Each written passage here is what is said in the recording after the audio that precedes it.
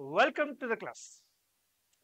ఈరోజు మనము Andhra Pradesh public service commission group 1 mains ఏదైతే జరుగుతుందో దానికి సంబంధించి polity, governance and public administration రిలేటెడ్గా ఎక్స్పెక్టెడ్ టాపిక్స్ ఏవి రావచ్చు అనే విషయాల మీద ఒక్కసారి చూద్దాం సార్.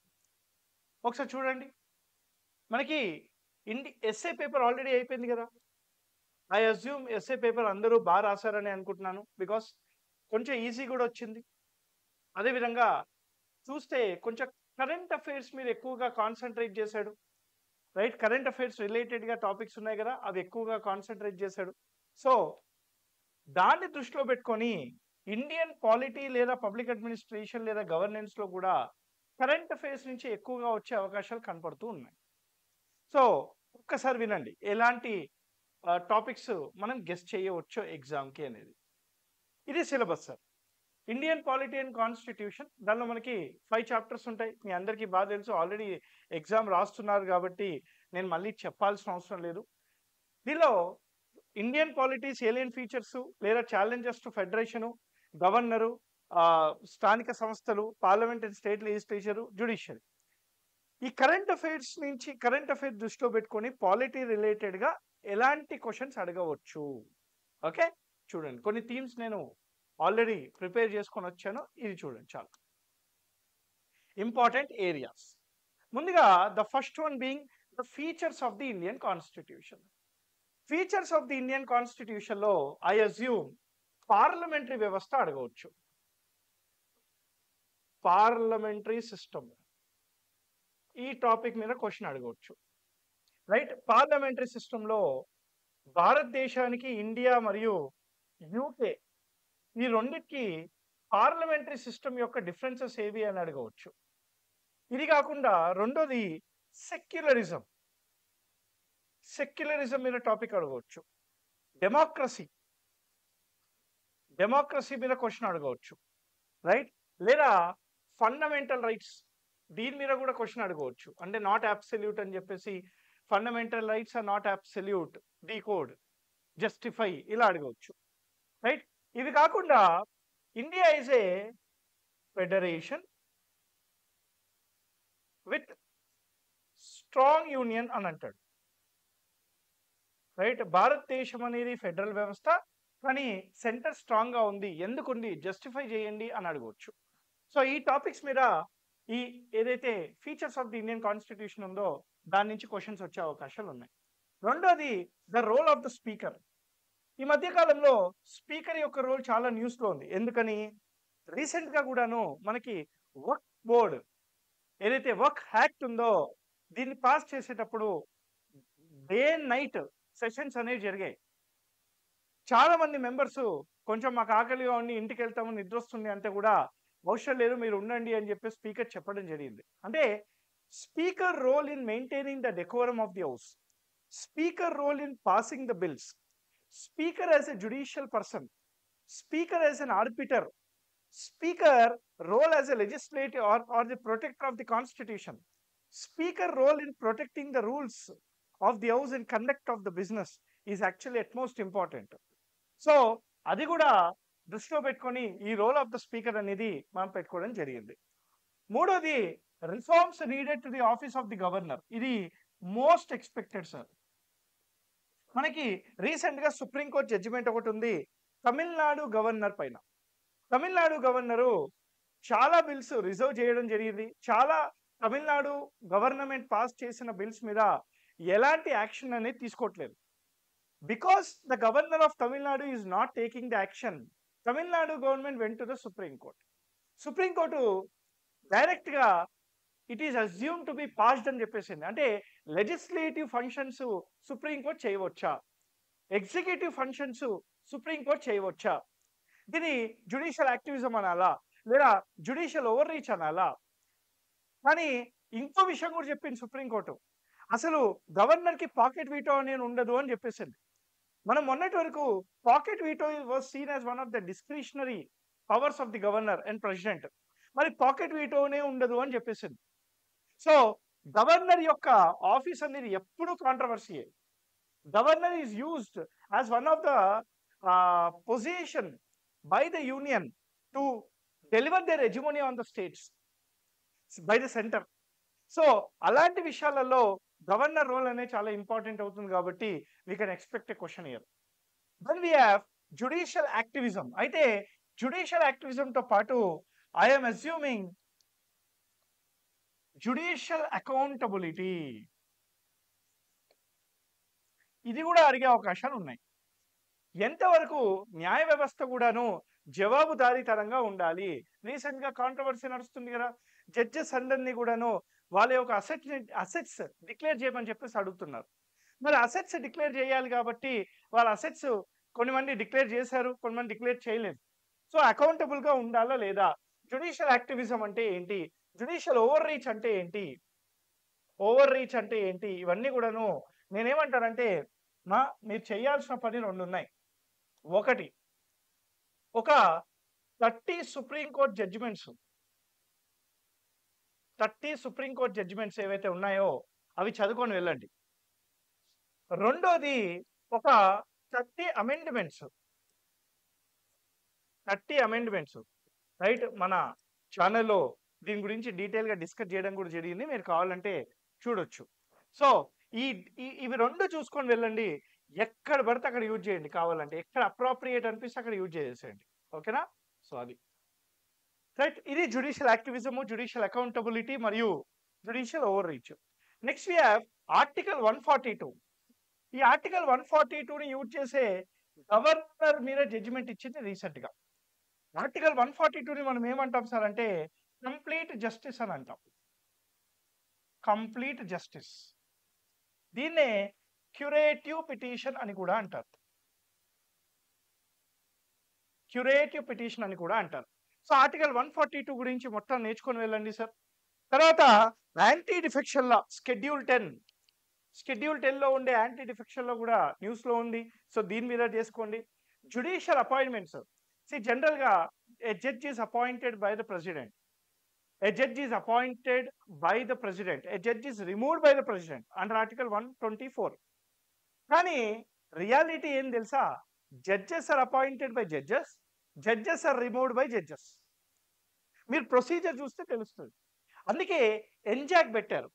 ఎన్జాక్ పెట్టినా కూడా దాన్ని అన్కాన్స్టిట్యూషనల్ గా డిక్లేర్ చేసింది సుప్రీంకోర్టు, రైట్. సో దీని మీద కూడా క్వశ్చన్ వచ్చే అవకాశం ఉంది.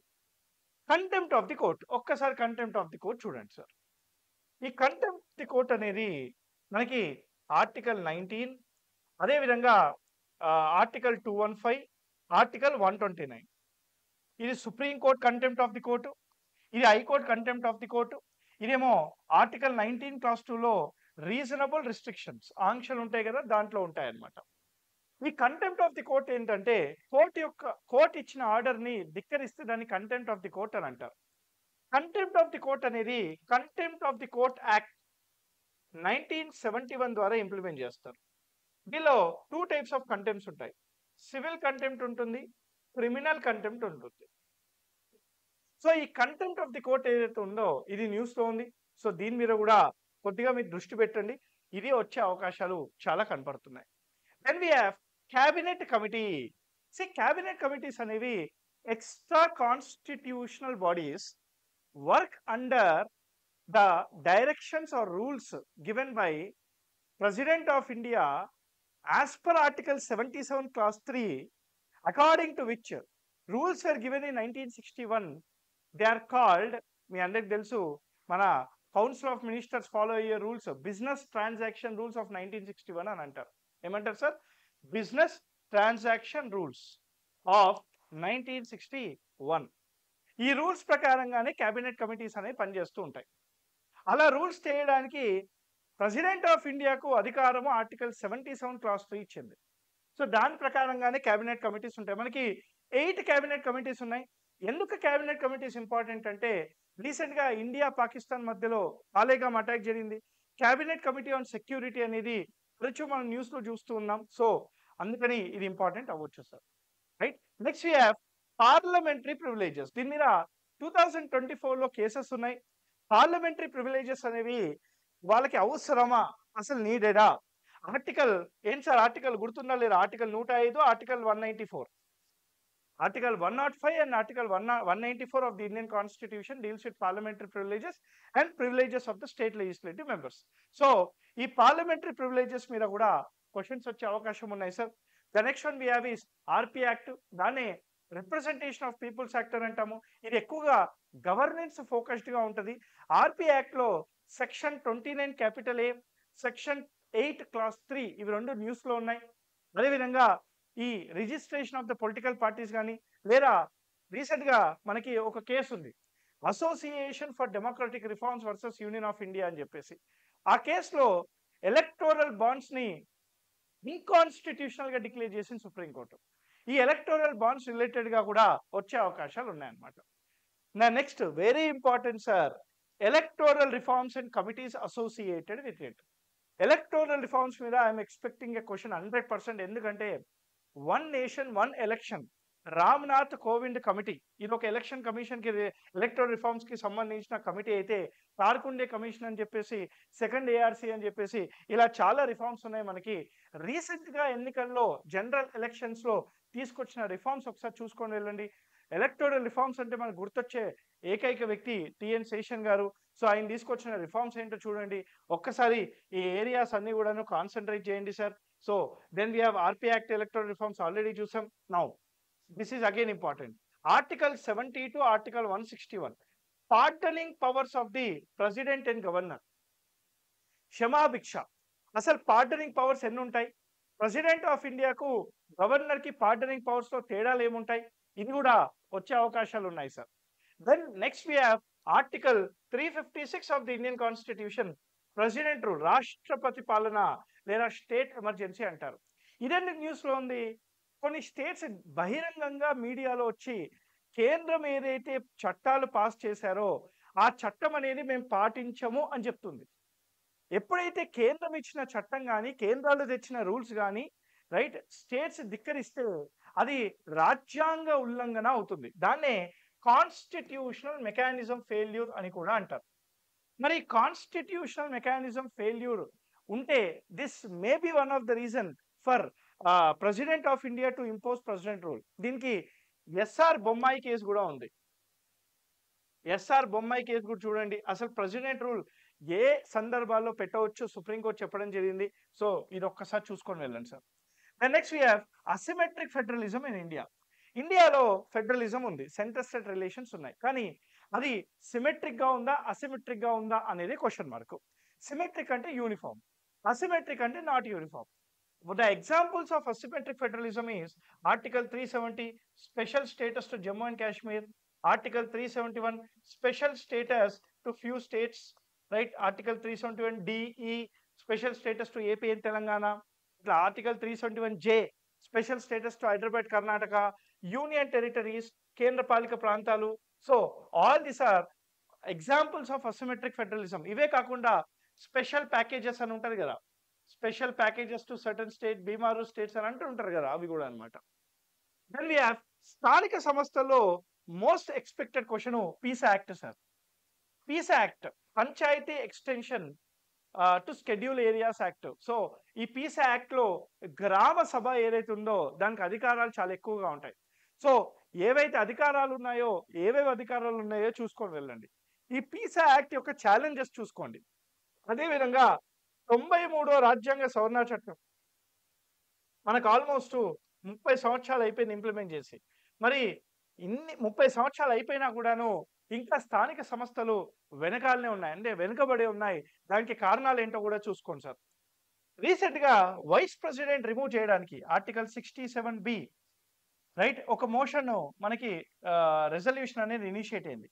అసలు వైస్ ప్రెసిడెంట్ యొక్క రోల్ ఏంటి, వైస్ ప్రెసిడెంట్ ఏం చేస్తాడు, వైస్ ప్రెసిడెంట్ ఒక చైర్మన్ గా ఏం చేస్తాడు, సో అతని యొక్క అధికారాలు ఏంటి, what is the removal procedure of the vice president అనేవి ఈ యొక్క థీమ్స్ మీరు చూసుకొని వెళ్ళండి. These are the important areas. I feel questions అనేవి అడుగుతాడేమో, ఒక్కసారి ఇవి చూసుకొని వెళ్ళండి. సో ఎలక్టోరల్ బాండ్స్ దాని మీద కూడా చూసుకోండి sir. So these are the areas. And ఇక్కడ ఇంకొక ఏరియా మీరు చూసుకోవాలి అని అనుకుంటే ఫండమెంటల్ రైట్స్ కి directive principles of state policy right. దీనికి రిలేటెడ్ గా ఉన్న కాన్ఫ్లిక్ట్ ఏంటి, దీని రిలేటెడ్ గా అసలు రిలేషన్ ఏంటి, చెంపక దొరై రాజన్ కేసు కానీ, గోలక్కనాథ్ కేసు కానీ, మినర్వా మిల్స్ కేసు కానీ, ఎస్ఆర్ బొమ్మాయి కేసు కానీ, కేశవానంద భారతి కేసు కానీ, ఇవి దీంట్లో వస్తాయి. ఇది కూడా చూసుకోండి సార్, చాలా important. Right. So SC sub categorisation ఉంది కాబట్టి రైట్, రిజర్వేషన్స్ మీద కూడా క్వశ్చన్స్ అడగవచ్చు. రిజర్వేషన్స్ మీద కూడా క్వశ్చన్ వచ్చే అవకాశాలు ఉన్నాయి. అది కూడా ఒకసారి చూసుకొని వెళ్ళాలి. ఓకేనా? సో ఇది polity related. Now let's me discuss about public administration and governance. Public and governance ఎక్కువగా కరెంట్ అఫైర్స్ లింక్డ్ గా ఉన్నాయి, ఎక్సెప్ట్ చాప్టర్ 6. చాప్టర్ 6 తప్ప మిగతావన్నీ కూడాను మీరు కరెంట్ అఫైర్స్ రిలేటెడ్ గా, కరెంట్ అఫైర్స్ లింక్ చేస్తూనే మీరు డైరెక్ట్ గా రాసేయచ్చు అనమాట. So there will be no problem. So look at this, ఎలాంటి ఏరియాస్ మీద క్వశ్చన్స్ వచ్చే అవకాశాలు ఉన్నాయి. ముందుగా మీరు ఫస్ట్ చాప్టర్ తీసుకుంటే nature scope of public administration. అసలు పబ్లిక్ అడ్మినిస్ట్రేషన్ యొక్క నేచర్ ఏంటి, పబ్లిక్ అడ్మినిస్ట్రేషన్ యొక్క స్కోప్ ఏంటి. రైట్, ముందు స్కోప్ వచ్చేసి నారోగా ఉండేది, ఇప్పుడు స్కోప్ వచ్చేసి చాలా పెరిగింది, వైడర్ గా పెరిగింది. Public administration is there from right your ఏమంటారు cradle to coffin. Public administration is the administration is a reason for successful of any civilization or downfall of the civilization. అన్ని civilizations కూడాను downfall అవ్వడానికి లేదా success అవ్వడానికి వాళ్ళ యొక్క అడ్మినిస్ట్రేషనే కారణం. మరి పబ్లిక్ అడ్మినిస్ట్రేషన్ యొక్క నేచర్ ఏంటో తెలుసుకోవాలి అంటే ప్రైవేట్ అడ్మినిస్ట్రేషన్ కి పబ్లిక్ అడ్మినిస్ట్రేషన్ కి మీరు డిఫరెన్సెస్ అనేది తెలుసుకోవాలి. ఇప్పుడు ఈజీగా అర్థం అవుతుంది. రైట్, నెక్స్ట్ అర్థశాస్త్ర సప్తాంగ మోడల్. అర్థశాస్త్ర కౌటిల్య అర్థశాస్త్రలో సప్తాంగ మోడల్ అని ఇచ్చారు. స్వామి కానీ దుర్గా కానీ ఇలాంటివి ఉంటాయి. సో ఈ సప్తాంగ మోడల్ అంటే ఏంటో చూసుకొని వెళ్ళండి. I'm expecting a question on సప్తాంగ model or any one of the సప్తాంగ మోడల్. ఈ 7 మోడల్స్ లో ఏదైనా అడగవచ్చు. మెయిన్ గా స్వామి అడుగుతాడేమో లేదా మిత్ర అడుగుతాడేమో. రైట్, స్వామి అడిగే అవకాశం. King. Stages involved in public policy. అదే పబ్లిక్ పాలసీ చేసేటప్పుడు ఎలాంటి స్టేజెస్ ఉంటాయి అంటే పాలసీ ఎవల్యూషన్ కానీ, పాలసీ థింకింగ్ కానీ, పాలసీ ఇంప్లిమెంటింగ్ కానీ, పాలసీ పర్ఫార్మెన్స్ కానీ, పాలసీ అడాప్షన్ కానీ, పాలసీ ఆడిట్ కానీ, ఇవన్నీ what are the stages. Right, దీంట్లో ఈస్టర్న్ బ్లాక్ బాక్స్ థియరీ అని ఉంటుంది. ఇది కూడా చూసుకొని వెళ్ళండి. ఇది కేస్ స్టడీ లాగా వాడచ్చు. సార్ నేను ఒక ట్రిక్ చెప్తాను వినండి. Whenever you are short of words, ఏదైనా ఆన్సర్ రాసేటప్పుడు ఎక్కడో whenever you're short of words మీరు చేయాల్సిన పని ఏంటంటే కేస్ స్టడీ అని పెట్టండి. కేస్ స్టడీ అని పెట్టి రైట్ ఒక 5 లైన్స్ ఏదో కేస్ స్టడీ మీకు తెలిసి రాసేయండి. గుడ్ గవర్నెన్స్ మీనో, కరెంట్ అఫైర్స్ మీనో, రాజస్థాను, ఆంధ్రప్రదేశ్ ఏదో ఒకటి రాసేసేయండి. మీరు కల్పించుకొని రాసినా పర్లేదు, ఒక కేస్ స్టడీ అని చెప్పి రాసేసేయండి. ఇమేజెస్ వస్తే ఇమేజెస్ రాయండి, ఇమేజెస్ గీయండి. ఫ్లో చార్ట్స్ ఉంటే ఫ్లో చార్ట్స్ చేయండి. బట్ ఇవి రెండింటికి స్కోప్ లేకపోతే I feel you go for case study. Okay sir, right. Role of pressure groups in India in the governance. అసలు ప్రెషర్ గ్రూప్స్ యొక్క రోల్ ఏంటి, ప్రెషర్ గ్రూప్ అంటే ఏంటి, డెఫినేషన్ తో స్టార్ట్ చేయాలి మీరు. Then role of civil services in India, most expected question. Lokpal Lokayukta, ఇది కూడా expected sir. What is Lokpal, what is Lokayukta? Almost మనకి అన్నా హజారే మూవ్మెంట్ తర్వాత వచ్చిన లోక్పాల్ లోకాయుక్తలో రీసెంట్ గా దాని వర్కింగ్ స్టైల్ ఎలా ఉంది, ఆల్మోస్ట్ 2013లో వస్తే 12 సంవత్సరాలు అయిపోయింది మనకి. రాజ్యాంగబద్ధ సంస్థలు, కాన్స్టిట్యూషనల్ బాడీస్ లో national commission for SC, national commission for ST, ఈ రెండిట్లో ఏదైనా అడిగే అవకాశాలు ఉన్నాయి. National commission for BC last time అడిగాడు. సో ఎస్సీ ఎస్టీ అడిగే అవకాశాలు చాలా కనపడుతున్నాయి. అదేవిధంగా ఎన్నికలు జరిగాయి కాబట్టి ఎలక్షన్ కమిషన్ ఆఫ్ ఇండియా కూడా అడగవచ్చు sir. Then we have principles of good governance. మనకి వరల్డ్ బ్యాంక్ 1992లో ఒక రిపోర్ట్ లో గుడ్ గవర్నెన్స్ యొక్క 8 ప్రిన్సిపల్స్ ఇచ్చింది. అకౌంటబిలిటీ అని, ట్రాన్స్పరెన్సీ అని, రెస్పాన్సివ్నెస్ అని, ఇలా ఒక 8 ప్రిన్సిపల్స్ ఇచ్చింది. ఆ 8 ప్రిన్సిపల్స్ ఏంటి, వాట్ ఆర్ దోస్ 8 ప్రిన్సిపల్స్, ఇవన్నీ కూడాను మీరు చూడాలి. Okay, good governance initiatives in India. మనకి department of public grievance and administrative reforms అని ఒకటి ఉంది. గుడ్ గవర్నెన్స్ ఇనిషియేటివ్స్ అనేవి చేస్తూ ఉంటారు. గుడ్ గవర్నెన్స్ అవార్డ్స్ కూడా ఇస్తారు, ఈ గవర్నెన్స్ అవార్డ్స్ కూడా ఇస్తారు. రైట్, ఈ గుడ్ గవర్నెన్స్ అవార్డ్స్ మీరు ఒక 10 గుడ్ గవర్నెన్స్ అవార్డ్స్ ఒక చదువుకొని వెళ్ళండి sir, that is important. Then social audit in India మీద కూడా క్వశ్చన్ అడగవచ్చు. ముఖ్యంగా గవర్నెన్స్ అంటే ఆంధ్రప్రదేశ్లో మీకు తెలిసిందే కదా, పబ్లిక్ ప్రైవేట్ మన పీపుల్ పార్ట్నర్షిప్ 4P అనే మోడల్ వచ్చింది మనకి. దీంట్లో సోషల్ ఆడిట్ లో పీపుల్ పార్టిసిపేట్ చేయొచ్చు. సో ఏదైనా పాలసీని మెరుగుపడవచ్చు. So these are the expected areas in governance and public administration sir. So ఈ టాపిక్స్ మీద కాన్సన్ట్రేట్ చేయండి. ఈజీగా ఉంటుంది, పేపర్ ఏం టఫ్గా ఉండదు. కానీ ఈజీగా ఉన్నప్పుడే మన ప్రదర్శన అనేది ఇంపార్టెంట్. మనం ఎంత యూనిక్గా రాసామో అని చెప్పేసి ఎగ్జామినర్ చూస్తుంటారు. హ్యాండ్ రైటింగ్ మీద కాన్సన్ట్రేట్ చేయండి. పేజీలు నింపాలి అనే ఏదో మైండ్లో పెట్టుకొని ఏది పడితే అది రాసేయద్దు. అప్రాపరియేట్గా రాయండి. If you are short of words ఒక ఇమేజ్ వేయండి, ఫ్లో చార్ట్ వేయండి. మీకు ఇమేజ్ ఫ్లో చార్ట్ వేసే స్కోప్ లేకపోతే సింపుల్గా ఒక కేస్ స్టడీ అని చెప్పి కేస్ స్టడీ తీయండి. In recent times, in the latest current affairs అని చెప్పేసి అలా హెడ్డింగ్ పెట్టి స్టార్ట్ చేయండి. ఒక 10 కొటేషన్లు నేర్చుకొని వెళ్ళండి. ఆ 10 కొటేషన్లే అన్ని ఆన్సర్స్కి యూజ్ చేయండి. ఏం ప్రాబ్లం కాదు, మంచి మార్క్స్ వస్తాయి. కూల్ మైండ్తో వెళ్ళండి, మంచిగా పడుకోండి. So I hope all the best to all the students. Thank you very much. Jai Hind.